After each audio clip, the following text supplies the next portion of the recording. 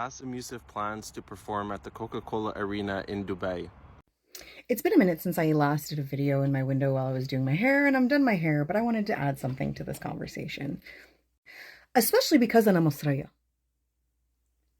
And I've been kind of sounding alarm bells, I think like about 3 years now, specifically about Bassem Youssef. Like, yes, I uplift some of the arguments that he has because some of them are great and some of them are hilarious and they are worth sharing.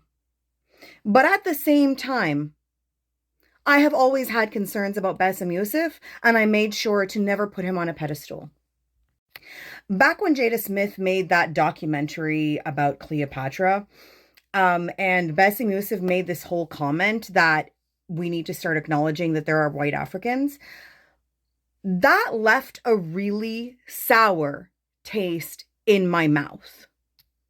Because as a Masriya, specifically as a born red-headed, light-skinned Masriya, relatively light-skinned, I have never seen myself as an unmelanated person.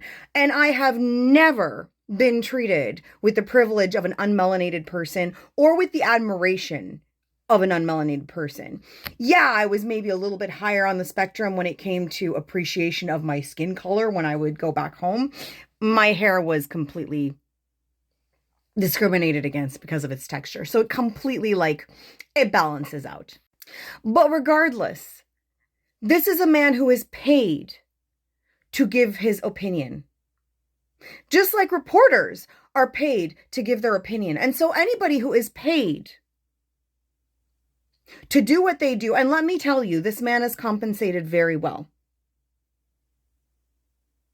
This man is compensated financially very well for, quote unquote, putting his neck out.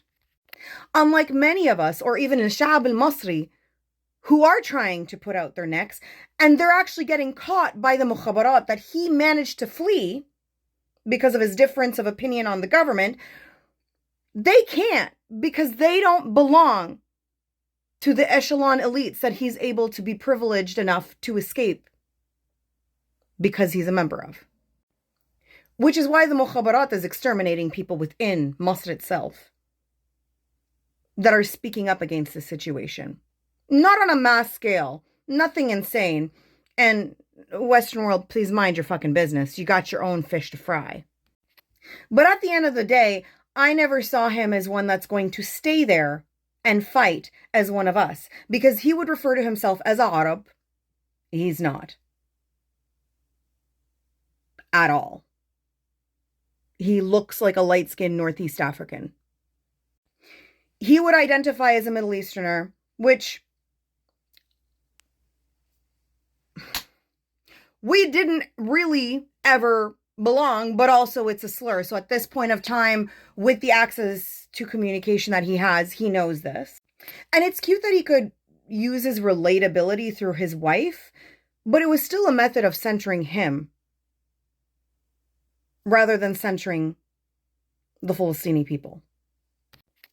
And I see Philistines in the diaspora centering Philistines in Gaza and the West Bank much better than they center themselves in any situation. So why couldn't he? He would weaponize his proximity, essentially. So min al-akhir, please stop putting anybody on a friggin' pedestal, especially if they are paid to give their opinion. And I guess we're all going to have to boycott Bassem now too. Because clearly the hypocrisy is there.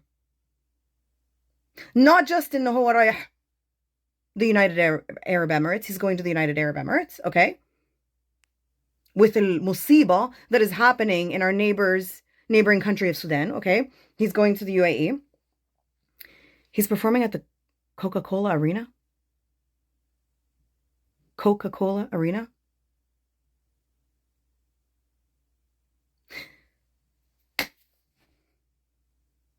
I'm not calling for him to be canceled, sorry. He canceled himself. He's not relevant. He's not.